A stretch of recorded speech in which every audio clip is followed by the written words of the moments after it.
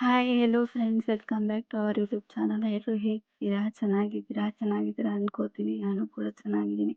Caramel bread budding ಕೇಕ್ನ ಮಾಡೋದು ಹೇಗೆ ಅಂತ ನೋಡೋಣ ಬನ್ನಿ ಫ್ರೆಂಡ್ಸ್. ತುಂಬ ಸಿಂಪಲ್ಲು, ಮನೇಲಿರೋಂಥ ಇಂಗ್ರೀಡಿಯೆಂಟ್ಸ್ನ ಬಳಸಿನೇ ಮಾಡ್ಬೋದು. ಜಸ್ಟ್ 4 ಇಂಗ್ರೀಡಿಯೆಂಟ್ಸ್ನ ಬಳಸಿ ಮಾಡ್ಬೋದು.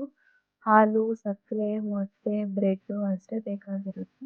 ಮೊದಲನೇದಾಗಿ ಬ್ರೆಡ್ನ ತಗೊಳ್ಳಿ, ಅದನ್ನ ಕಟ್ ಮಾಡಿಕೊಂಡು ಒಂದು ಬಟ್ಲಿಗಾದರೂ ಹಾಕ್ಕೊಳ್ಳಿ, ಮಿಕ್ಸಿ ಜಾರ್ಗಾದರೂ ಹಾಕ್ಕೊಳ್ಳಿ. ಒಂದು ಅರ್ಧ ಗ್ಲಾಸಷ್ಟು ಹಾಲನ್ನ ಹಾಕ್ಕೊಳ್ಳಿ. ಒಂದು ಟೀ ಗ್ಲಾಸು ಅಷ್ಟು ಸಕ್ಕರೆ, 2 ಮೊಟ್ಟೆನ ಒಡೆದು ಹಾಕ್ಕೊಳ್ಳಿ. ಈ ಥರ ಎಲ್ಲದನ್ನು ಮಿಕ್ಸ್ ಮಾಡ್ಕೊಂಡು ಮಿಕ್ಸಿ ಜಾರ್ಗೆ ಹಾಕ್ಕೊಳ್ಳಿ. ನೀಟಾಗಿ ನುಣ್ಣಗೆ ಗ್ರೈಂಡ್ ಮಾಡಿ ಇಟ್ಕೊಳ್ಳಿ. ನೆಕ್ಸ್ಟು ಒಂದು ಪ್ಯಾನ್ ಇಟ್ಕೊಳ್ಳಿ. ಬಿಸಿ ಆದಮೇಲೆ ಒಂದು 3 ಸ್ಪೂನಷ್ಟು ಸಕ್ಕರೆನ ಹಾಕ್ಕೊಳ್ಳಿ. ನೀರೇನು ಹಾಕ್ಕೊಳ್ಳೋದು ಬೇಕಾಗಿಲ್ಲ, ಅದು ನೀಟಾಗಿ ಹಂಗೆ ಕರಗುತ್ತೆ.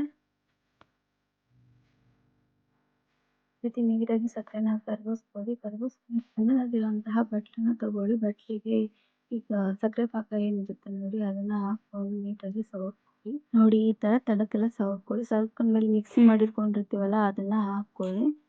ಈ ಥರ ಇಡ್ಲಿ ಪಾತ್ರೆನ ತಗೊಂಡು 20 to 30 ಮಿನಿಟ್ಸ್ ಆದರೂ ಸ್ಟೀಮ್ ಮಾಡ್ಕೋಬೇಕು.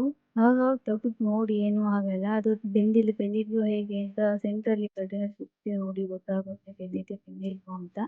ಫ್ರಿಡ್ಜ್ ಇದ್ದರೆ ಒಂದು 10 ಮಿನಿಟ್ಸ್ ಇಟ್ಬಿಟ್ರೆ ಅದು ನೀಟಾಗಿ ಅದೇ ಬಿಟ್ಟೋಗ್ಬಿಡುತ್ತೆ. ನೋಡಿ ಎಷ್ಟು ಚೆನ್ನಾಗಿ ಬಂದಿದೆ ಕೇಕು. ನನ್ನ ಹಸ್ಬೆಂಡ್ ಬರ್ಡೇಗೆ ನಾನೇ ಮನೇಲಿ ತಯಾರು ಮಾಡಿದ್ದೆ. ತುಂಬ ಚೆನ್ನಾಗಿತ್ತು ಫ್ರೆಂಡ್ಸ್. ನೀವು ಒಂದ್ಸಲ ಟ್ರೈ ಮಾಡಿ ನೋಡಿ, ಹೇಗಿತ್ತು ಅಂತ ಕಮೆಂಟ್ ಮಾಡಿ. Thank you friends. ಸಪೋರ್ಟ್ ಮಾಡಿ ಫ್ರೆಂಡ್ಸ್. ಬಾಯ್.